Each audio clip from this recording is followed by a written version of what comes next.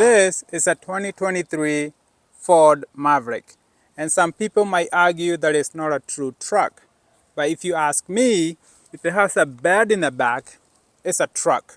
So it might not be the largest or the strongest truck out there, but this is a truck that 50% of the people who actually daily drive a truck should have, because it's way more fuel efficient, and most people, they just transport air in the back and transport themselves and use the truck as a car.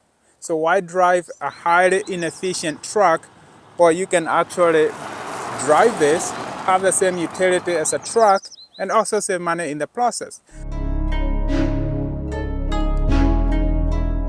So for the Maverick, there are actually two models you can get. So there's a hybrid and the non-hybrid model that uses a 2-liter EcoBoost engine. If you go with a non-hybrid, that's where you can get into 4-wheel drive and also double the towing capacity. The non-hybrid Maverick can tow up to 4,000 pounds if you opt for towing package. There are 3 different trims, and this one is the most basic. This is the XL, which start at around 22,600. Then you can go to XLT, and then at the top of the range where you're getting the sunroof and leather interior, and that's the Lariat, and that starts at around $28,000 for the hybrid model. It has a 2.5-liter 4-cylinder engine with electric motor. However, the battery pack on this truck is quite small. It's only 1.1 kilowatt hour lithium-ion battery, which is located on the passenger side floor. Combined, they produce around 191 horsepower and 155 pound-feet of torque. And it's also connected to continuously variable transmission, or ECVT. So with this hybrid system, you get around 42 miles per gallon city, 33 on the highway, and 37 combined. I have been averaging around 38 miles per gallon on this truck. And the gas tank is about 13.8 gallons. It will hold enough fuel for 500 miles. You have a max payload of 1,500 pounds, and it can tow up to 2,000 pounds. So this truck is on a C2 platform, which is shared with Ford Bronco Sport, the Ford Escape, and also the Ford Focus. It's a front-wheel drive platform, and this hybrid is only offered in front-wheel drive configuration. So this engine is geared toward efficiency than maximum power output. It's a very efficient engine. It's on Atkinson cycle, which means the intake valve, they stay open a little bit longer. It allows this engine to be 10% more efficient. So this Maverick has a bed that is 4.5 feet long, 4 feet and 4 inches wide. And if you put the tailgate down, it gives you about 6 feet. And it's also 1 foot 7 inches deep. And as you can see with this one, it does not have a bed liner, and it has a bunch of scratches here. If I were to buy one, I would actually option for a bed liner. But this bed has some interesting features in it. For one, you have this tie down here, which is also a bottle opener. And also on this side, you have another one. These are just simple cables to hold the tailgate. And the good thing about this, you can undo this and put it over on top, and then you can angle the tailgate so you can have something longer than 4.5 feet. So Ford actually called this the flex bed. The other interesting thing is these outlets here. So you have this cover here on this side and another one on the other side, and these are pre-wired, so you can put an outlet here if you want to. These are 12-volt DC outlets. Over here, you get 110 volt or 400 watt AC outlet covered in here. So for this small bed, it's able to hold about 33 cubic feet of cargo in this small space.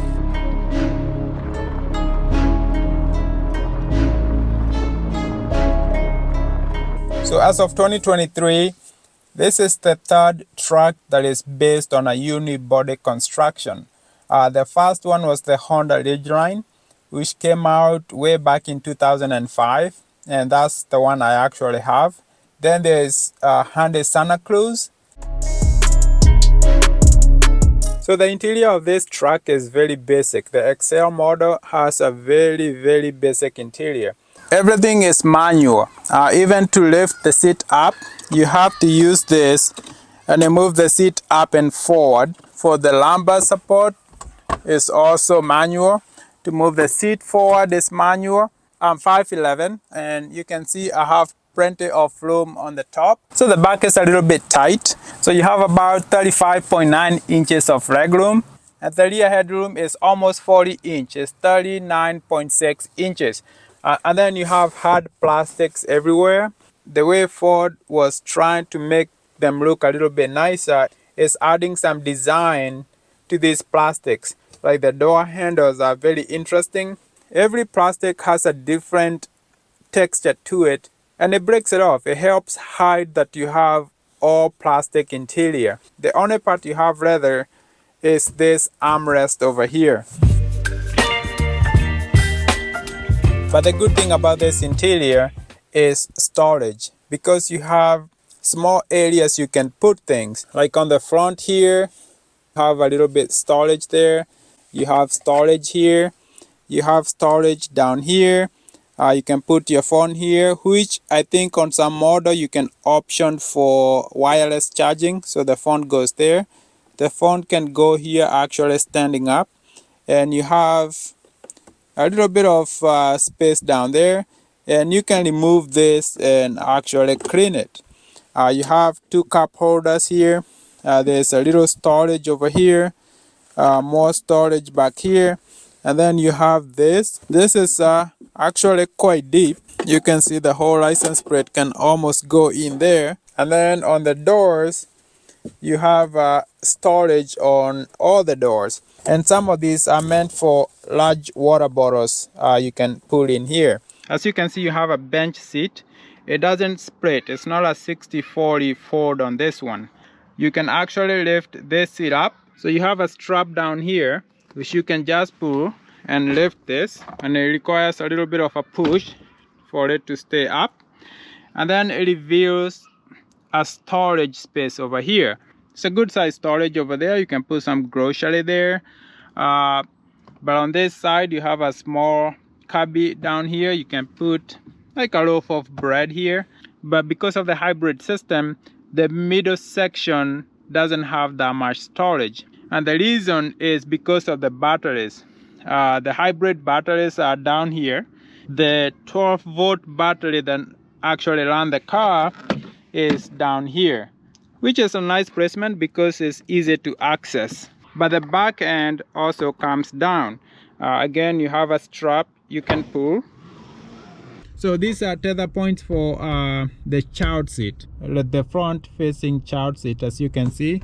But the only important part back here is the jack. Is hidden back here. If you ever get a flat tire, now you know where it is. So for safety, you do get the pre-collision avoidance system. You get the rear view camera. You get pedestrian detection. So the owner of this car optioned for a complete Ford Copilot 360, which include the lane keep assist. You get lane departure warning.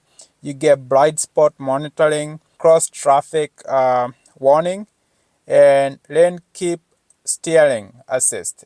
And I think that's a good option to have for a few $100. You also get the disc brake with ABS, but the front you get the regenerative braking system.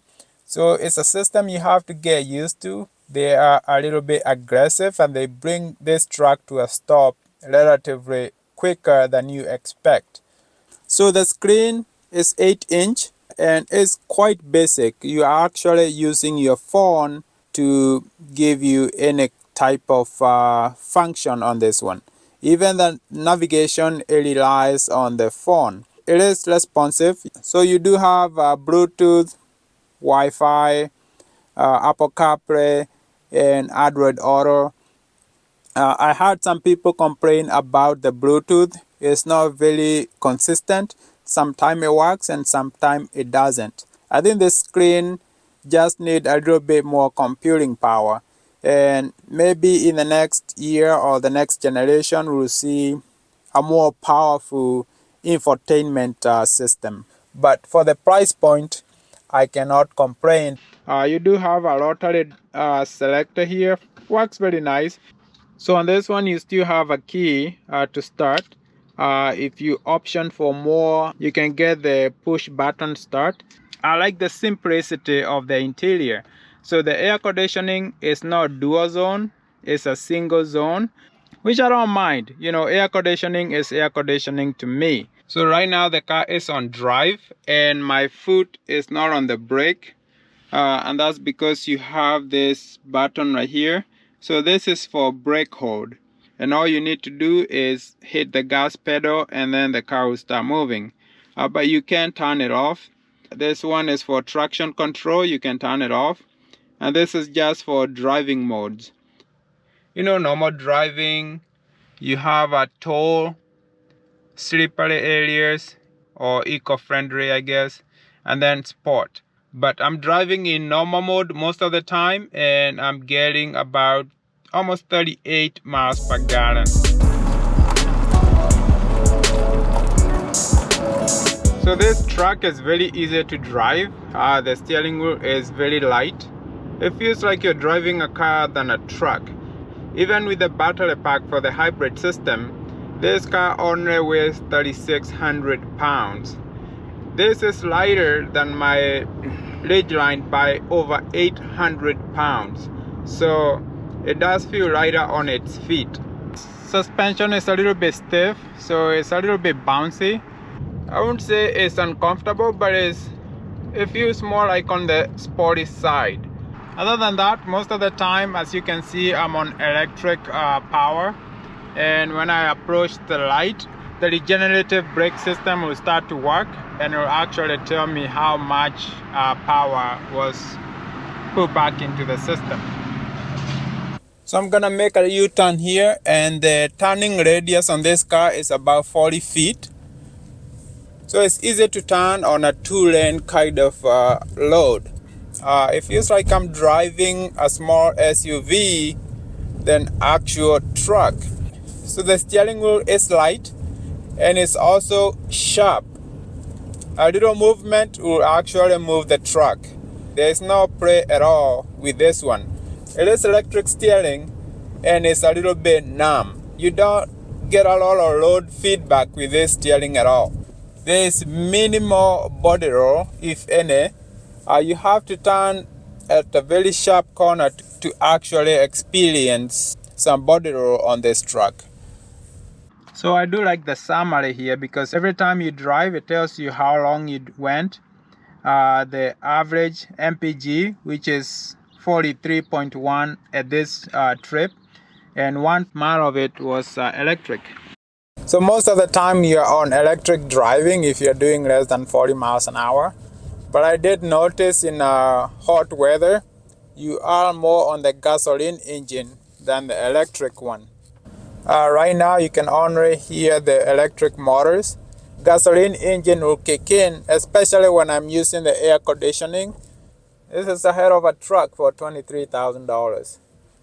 So in conclusion, I think this is a wonderful truck and I commend Ford for actually building it. Some people might look down on it and say it's not a true truck, but if you are using a truck every day to just transport yourself, so basically you are using it as a car, then this is a truck you should consider. If you have a small business where you deliver small loads, then you should consider this.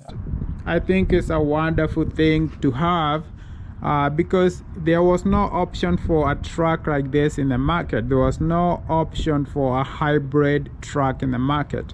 These are actually quite popular. Even today, you might have to wait a little bit to get one of these. I know for the first and the second year, people are waiting for over a year, but now the wait is a little bit less. Maybe in 3 months you can get one. it makes sense. It makes sense that more people want this. And even I, after living with it for a week, I think it's a truck that I should actually consider. So that's it, guys. Thank you guys for watching. I really enjoyed this truck. So if you have any comments or you want to share experience with your hybrid Maverick, please leave it on the comment below. Thank you guys for watching, and I'll see you on the next one.